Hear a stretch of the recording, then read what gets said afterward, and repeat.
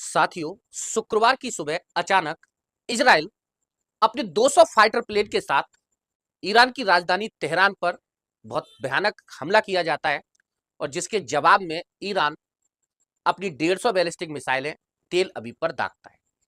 और तब से इन दोनों देश के बीच भयानक युद्ध चल रहा है और ये युद्ध रुकने का नाम नहीं ले रहा है। आखिर इसकी वजह क्या है? क्यों ये दोनों देश एक दूसरे के खून के प्यासे हो रहे हैं? इस वीडियो में डिटेल से इस बात पर चर्चा करेंगे कि ईरान और इजराइल के बीच इतनी भयानक दुश्मनी की वजह क्या है। साथियों, 1948 से पहले वास्तव में इजराइल नाम का कोई देश ही नहीं था। जब दूसरा विश्व युद्ध खत्म हुआ तो ब्रिटेन ने फिलिस्तीन के एक छोटे से हिस्से को काटकर, ये जो आप स्क्रीन पर मैप देख रहे हैं, यह फिलिस्तीन का है जो 1948 में था।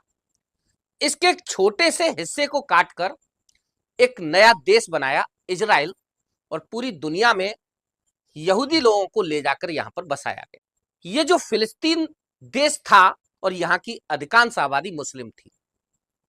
ये लोग नहीं चाहते थे कि उनके किसी क्षेत्र को काट करके इजराइल प्रांत बसाया जाए या बनाया जाए। अब इस वजह से होता यह है कि इजराइल और फिलिस्तीन के बीच आपसी जंग शुरू होती है और जो धीरे धीरे युद्ध में बदल जाती है।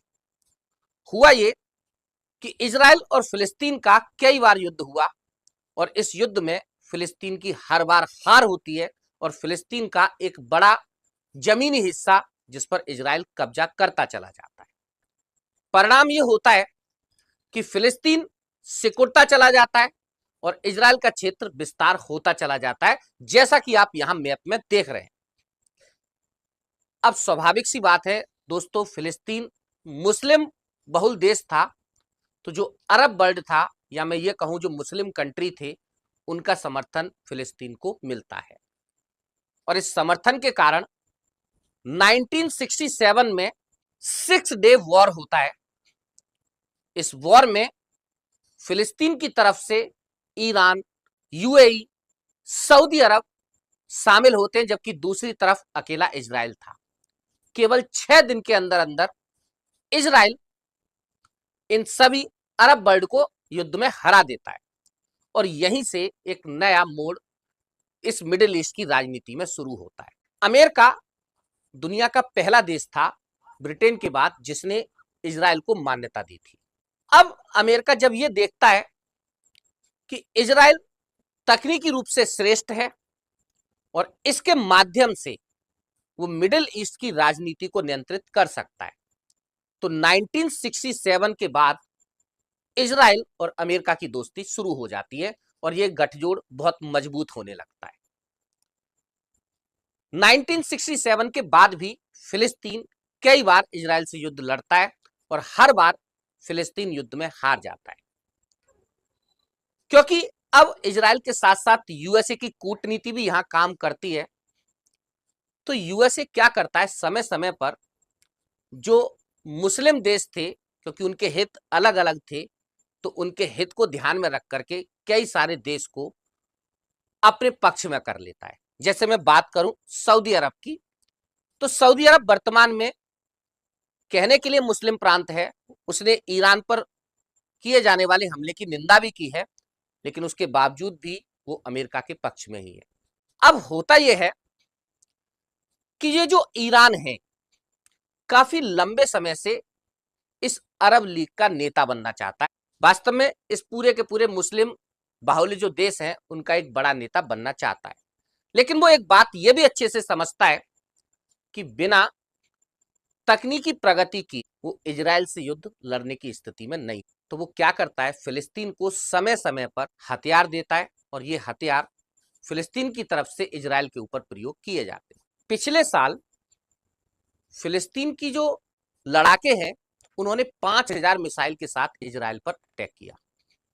स्वाभाविक सी बात है, ये सारी की सारी तकनीक प्रगति ईरान की तरफ से ही फिलिस्तीन को उपलब्ध कराई गई थी और ये एक बड़ी वजह बनती है इजराइल और ईरान के बीच झगड़े की या आपसी दुश्मनी की। ईरान समय समय पर फिलिस्तीन को सैनिक सहायता, आधुनिक हथियार सहायता उपलब्ध कराता रहा है।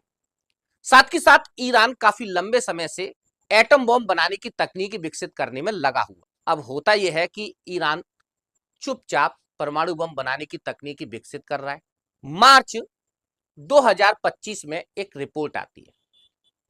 इस रिपोर्ट में, ये रिपोर्ट सबसे पहली चीज तो मैं बता दूं, IAEA के द्वारा जारी की गई, और ये वो संस्था है जो पूरी दुनिया के परमाणु कार्यक्रम पर नजर रखने का या नियंत्रण रखने का काम करती है।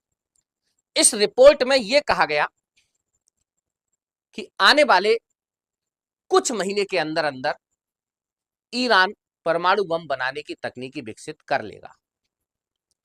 स्वाभाविक सी बात है, जब यह रिपोर्ट आती है तो यूएसए और इजराइल दोनों की समस्याएं बढ़ जाती।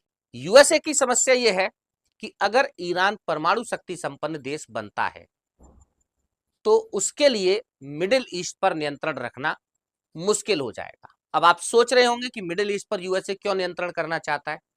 तो वास्तव में मिडिल ईस्ट ऊर्जा का बहुत बड़ा स्रोत है। आप देखिए, क्रूड ऑयल, गैस, इसका बहुत बड़े स्रोत है मिडिल ईस्ट के अंदर। यूएस नहीं चाहता कि इन स्रोत पर रसिया या चाइना जैसे देशों का अधिकार बने, इसलिए यूएसए मिडिल ईस्ट पर नियंत्रण रखना चाहता है। और अगर इस क्षेत्र में ईरान परमाणु शक्ति संपन्न बनता है तो यूएसए के लिए इस क्षेत्र को नियंत्रित करना मुश्किल हो जाएगा। और वहीं इजराइल इसे अपने अस्तित्व का संकट मानता है। और यही कारण था कि जब IAEA की रिपोर्ट आती है तो यूएस प्रेसिडेंट डोनाल्ड ट्रंप 60 दिन का अल्टीमेटम देते हैं ईरान को कि वो अपने परमाणु कार्यक्रम को बंद करे और बातचीत करके समस्या का समाधान निकालने की कोशिश करे। लेकिन 60 दिन जैसे ही पूरे होते हैं, इजराइल ईरान की राजधानी तेहरान पर आक्रमण करता है और साथ ही साथ उसके परमाणु केंद्रों को निशाना बनाता है। इजराइल का स्पष्ट रुख है कि वो ईरान को परमाणु शक्ति संपन्न राष्ट्र बनते हुए नहीं देखना चाहता। यही इन दोनों देश के बीच झगड़े की मूल वजह है।